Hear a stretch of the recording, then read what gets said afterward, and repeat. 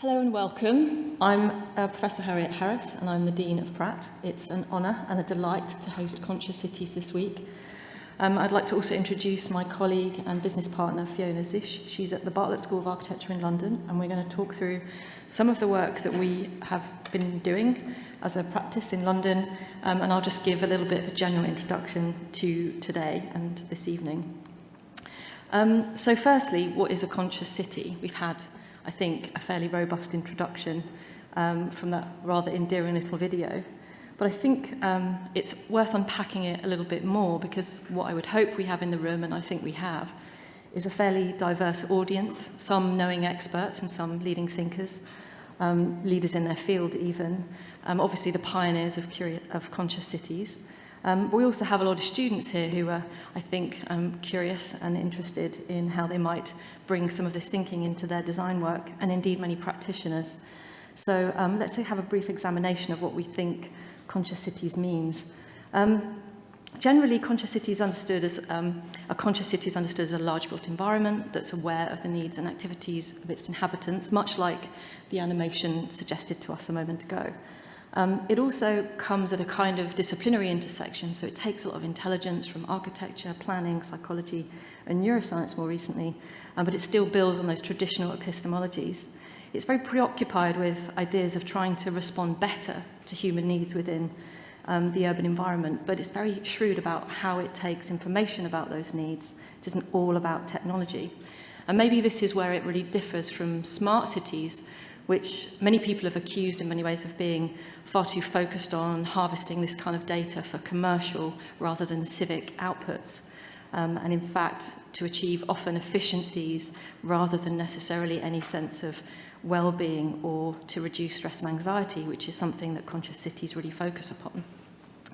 So I think that what you have then is this sense that in the case of a smart city, often that monitoring of behaviour and the way that that data is used is really a form of often quite controversial surveillance, and some people resist it. Conscious cities obviously is a complete distinction from that. It was first laid out, and I think the video kind of captured this very well, in a 2015 article in The Guardian, a British newspaper, but I know that you have US distributor here, that really kind of examined what it is that conscious cities could do to change the way cities function, but also from a human-centric approach. So rather than thinking about the city as this kind of spatial entity whose architecture and whose productivity in a kind of GDP sense is really what human beings should be gravitating around and serving in some way. It's much more about looking at the way in which cities could serve the interests of communities, but also individuals. And I think that Itai, who's the pioneer of conscious cities, his quote really captures this when he talks about the challenge being twofold and symbiotic, a matter of empowering and facilitating designers to use conscious design, but also convincing policymakers that this approach is entirely essential.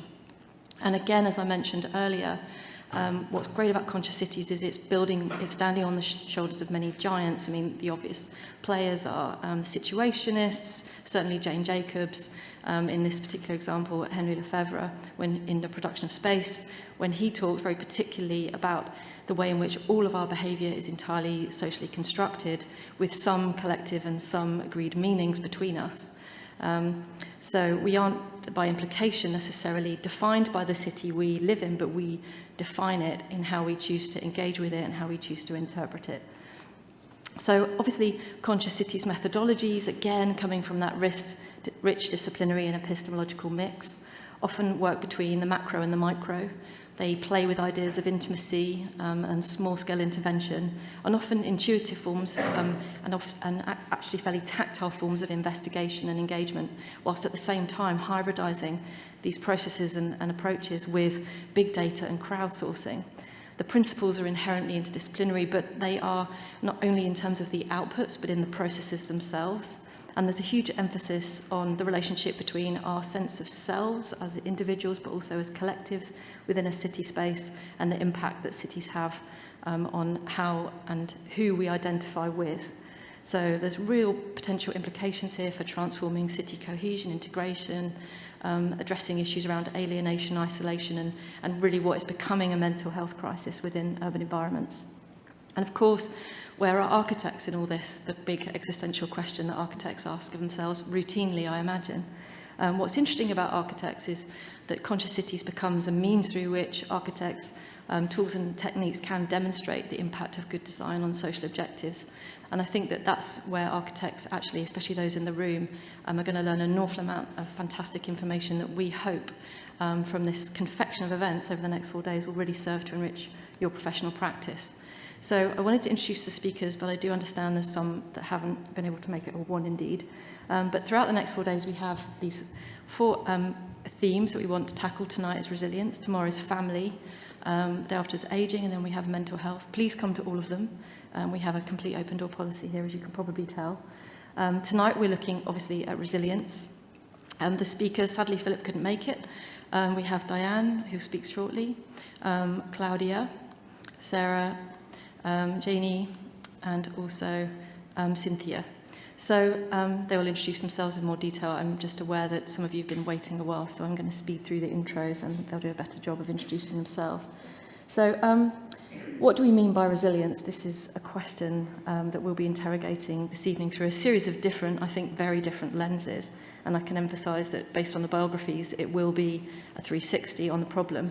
So at this point, I'm going to hand over to Fiona, and she's going to talk through our practice and also her neuroscience and architecture PhD and how we've interpreted this particular question. Thank you.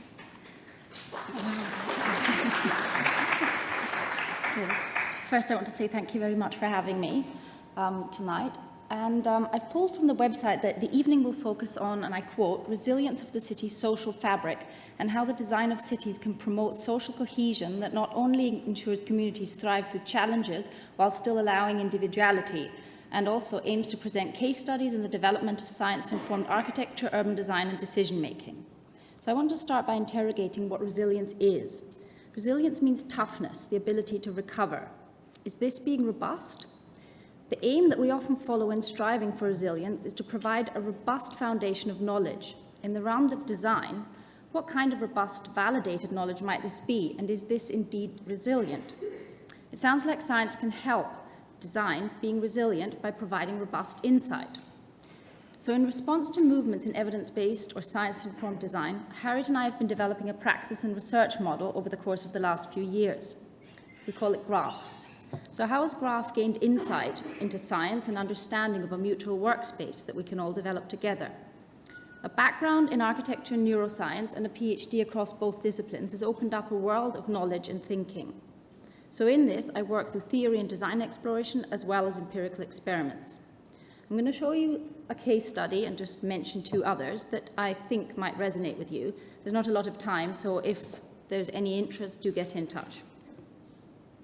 For example, looking at urban environments. This is a study where we were looking at navigation, crucially at the learning process. So this is an area in London, Soho, and we were looking at naive navigators and people that we trained in navigation and tested how their navigation would improve and how they would become better at goal finding when we constantly changed their goals. So we'd give them somewhere to go, and as they were navigating, we would change it.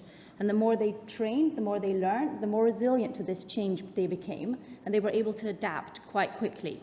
So resilience here appears to grow with learning and with acquiring spatial confidence, crucially allowing time and mistakes to inform learning.